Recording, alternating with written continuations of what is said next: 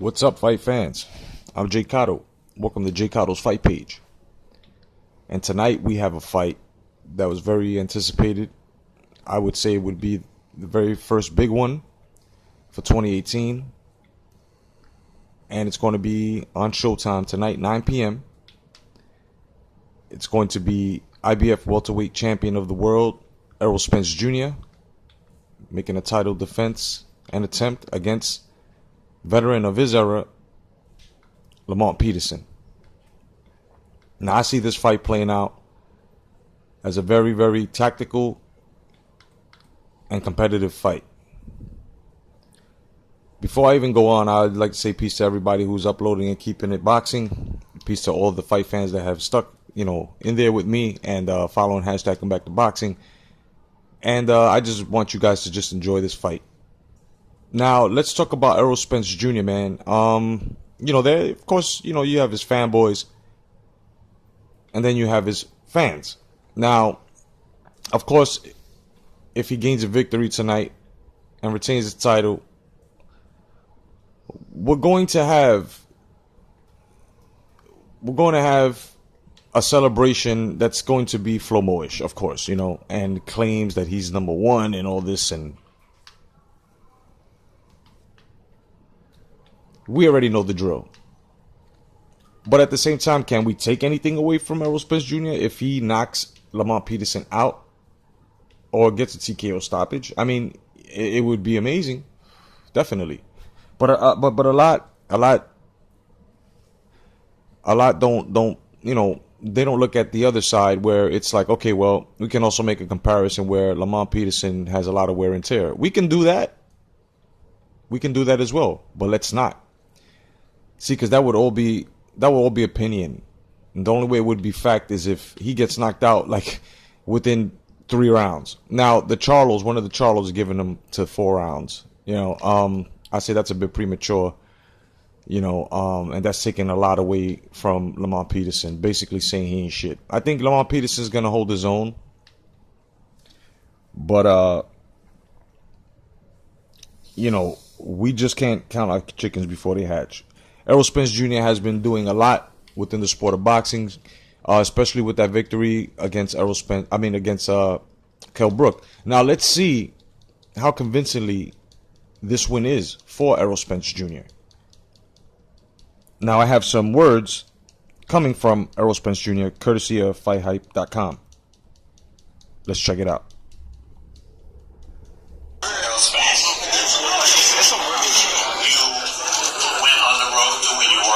And you fought a very tough fighter, and now you're certainly not taking the easy way to fight Lamont Peterson. Everybody thinks that this is a serious challenge. How tough a challenge is it going to be? It's tough. If you know Lamont, he's a tough fighter. But like I say, I come to dominate the division. So it started with Kell Brook. I'm gonna get Lamont Peterson, and I'm gonna get the other welterweights that's out there. Well, that leads to the next question. Your goal ultimately is to be the last man standing in the welterweight division, which is the best division in boxing. Because you want a fight with Thurman, because you want only the big fights, is how you win tomorrow just as important as winning by itself? Yeah. I want to dominate. That's what I come here to do. I come here to dominate. I come here to the future of the division, the future of boxing. Last question. I asked Lamont the same question I'll ask you. Everybody thinks this can't miss as an action fight. Do you see it that way? It's going to be a great fight. Where shall I look? Okay, now those were words from the champ, Errol Spence Jr. Now, I'm going to have to see it like this, man. The kid's ready. He's been ready. He's hungry. But now, what I'm about to say has to go out to the Thurman detractors, and has to go out to the guys who are spitting these premature notions of Keith Thurman actually ducking Errol Spence Jr. when there should be an understanding within the fans, especially if if the man is coming off of an injury. All of these false accusations as to him sparring during his injury in Nepal. I mean, the man took the time off from healing, from the surgery, and took personal time off as well to handle some personal shit in his life, like getting married. What's wrong with that? So now that, the man was seen with gloves on and, just messing around with certain fight fans and not even going hard. I mean, because they called it sparring. There were a lot of idiots on here calling that sparring when you need headgear and other fucking, boxing equipment on. And my man was wearing one of those Migos blouses and shit and just chilling. And just had gloves on and shits weren't even laced up. And, was with a fan and fucking around with a fan. Now, these guys, because they saw that, the Thurman fanatics, all of a sudden he's ducking. Oh, you see, he's sparring. No. Stop it. Right? So the only one that I'm going to accept that coming from, it's going to be Errol Spence Jr., the champ. I mean, he feels like he's ducking, but yeah, he doesn't have an understanding. I can understand that because he's hungry. So to him, there aren't any excuses. But on the real side of life, like, in reality, it's not an excuse. It's a legitimate reason as to why this fight hasn't happened just yet. Now, a lot of guys expecting him to just take a couple of more months off and show up towards the end of 2018. That's not what's going on. See, because he's fighting in March. He's getting a tune-up, which he needs. And then he's going to get rid of his mandatory. And here comes Errol Spence Jr. So, you guys have to just be patient with that. I see that fight happening. Now, Lamont Peterson, we all know, has a good pedigree. The kid's been around. He's been doing his thing. But now, the question is, will he be able to handle Errol Spence Jr.'s power? Now, Errol Spence Jr., he gets hit a lot. We all know this, of course. Lamont Peterson is a man who catches his targets. The man can throw hands. And I just feel that, a lot of things are going to happen in this fight where Lamont Peterson, if Errol Spence Jr. isn't busy, Lamont Peterson is going to be busy, and he's going to look very good.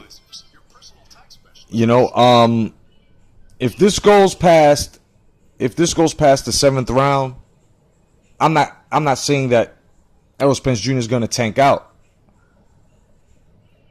But if Errol Spence Jr. starts off hard, he's going to. And we've seen this. So he's got to be very careful with Lamont Peterson. Lamont Peterson's downfall may be him not respecting Errol Spence Jr.'s power. I see Lamont Peterson fighting on the inside as well. Now, I also have some words coming from Lamont Peterson, courtesy of FightHype.com. Let's get it.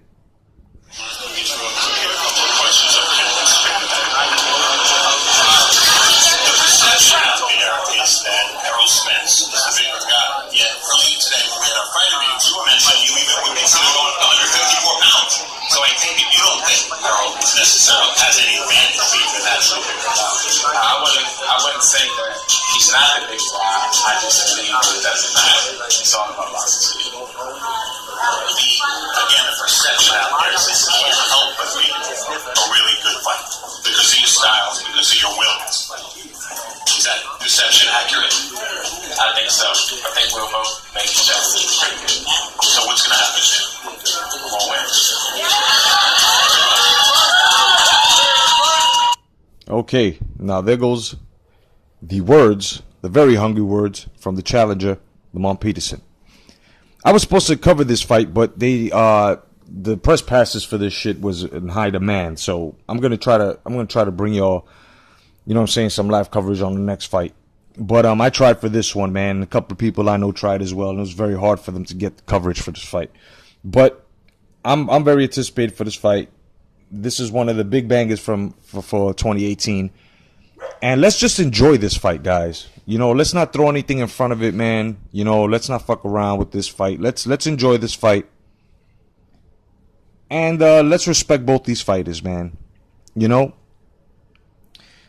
I'm expecting Errol Spence Jr. to get tested.